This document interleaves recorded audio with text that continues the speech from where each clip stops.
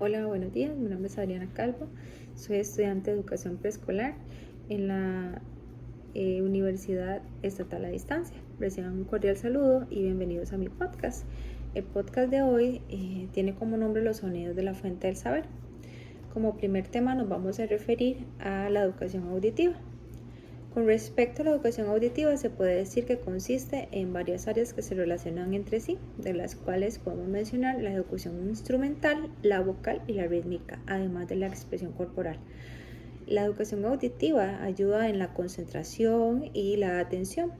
Esto es de gran ayuda en el aprendizaje. Las recomendaciones para aplicar en el aula serían las siguientes: realizar una evaluación sobre el nivel auditivo de los alumnos. De esta manera se podrá saber si alguno de ellos tiene dificultad en la escucha y así pueden implementar alguna otra técnica de enseñanza. La siguiente recomendación sería crear un ambiente tranquilo y agradable donde los sonidos externos e internos minimicen las distracciones de los alumnos. Esto según Esquivel Benítez 2023. Podemos aportar en este tema que es de suma importancia utilizar la música y los sonidos instrumentales para crear un ambiente adecuado en el aprendizaje desde la educación inicial y dar al alumno esa oportunidad de aprender de una manera creativa y tranquila. El siguiente tema sería los planos de la apreciación musical. En este tema podríamos desarrollar estos conceptos. El plano, más que nada, de la apreciación musical sensual es la manera de escuchar la música por entretención o por placer, según lo menciona Copland en 1963, 19-20. Lo más sorprendente es que la gente que se dice amante de la música suele pues abusar de este tema, de este plano. Después nos vamos a lo que es el plano expresivo. En este plano, según Copland, también nos menciona en 1963, el poder de la música puede expresar, por ejemplo, en la música que nos regala Vivaldi, Las Cuatro Estaciones. Por medio de esta música podemos percibir muchos de los aspectos propios del clima, más que nada sus cambios. En el plano musical se diferencian aspectos de la música como ritmo, melodía, elementos como dinámica, si va lenta, si va rápida, fuerte o suave. Esto según Esquivel Benítez 2023. La apreciación musical comprende el proceso por el cual se aprende a escuchar la música de una manera analítica y con atención. Yo les puedo aportar que, pues tomando en cuenta los planos de la música, se puede determinar que muchas veces no se escucha con verdadera agudeza la música, sino que más bien memorizamos ritmos, letras, y esto no nos permite discriminar entre compases, tonos o inclusive letras de canciones, ignorando que hay un mundo extenso, interesante, cuando se logra comprender cada uno de estos planos. El siguiente tema sería diferencias entre sonido, ruido, escuchar o, de lo contrario, oír. Algunas consideraciones acerca del sonido es el siguiente. Un sonido es algo producido por un objeto en vibración que a través de las partículas de aire origina ondas sonoras que se alejan del objeto, y el ruido, de lo contrario, es una perturbación sonora por un conjunto de sonidos cuya mezcla suele provocar una sensación sonora desagradable al oído. Esto según Solís 2004.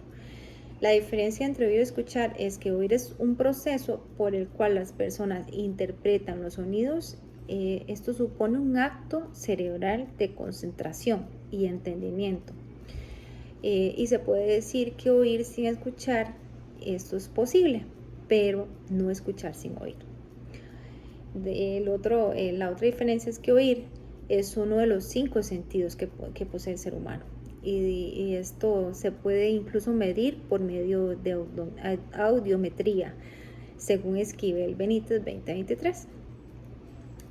Yo les puedo aportar que desde los primeros meses en el vientre materno desarrollamos el sentido del oído y nos familiarizamos con la voz de nuestra madre.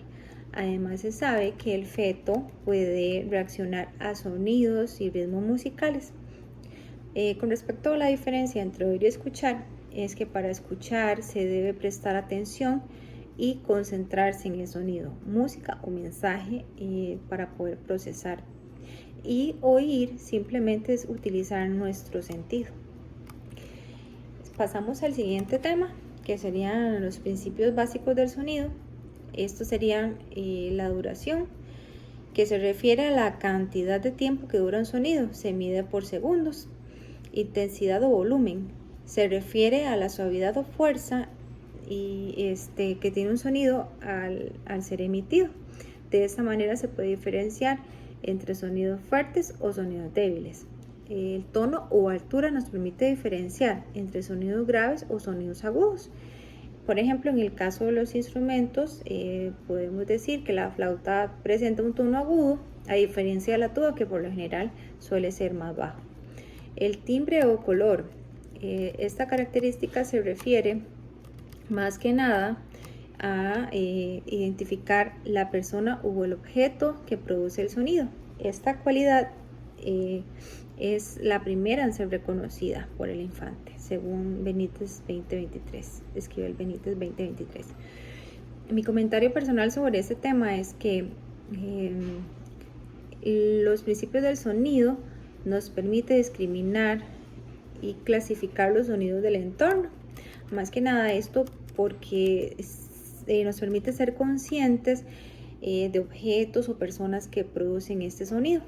Los sonidos proporcionan múltiples funciones, ya sean para indicar peligro o ante cualquier situación de alerta, por la cual nos permite discriminar entre un sonido fuerte o débil, largo o corto, teniendo en cuenta que el sonido también nos es útil en la enseñanza de los niños, porque es importante enseñarles el uso y la moderación del tono de voz. Por ejemplo, mostrándoles a los estudiantes la manera correcta del uso del tono de voz en diferentes situaciones cotidianas.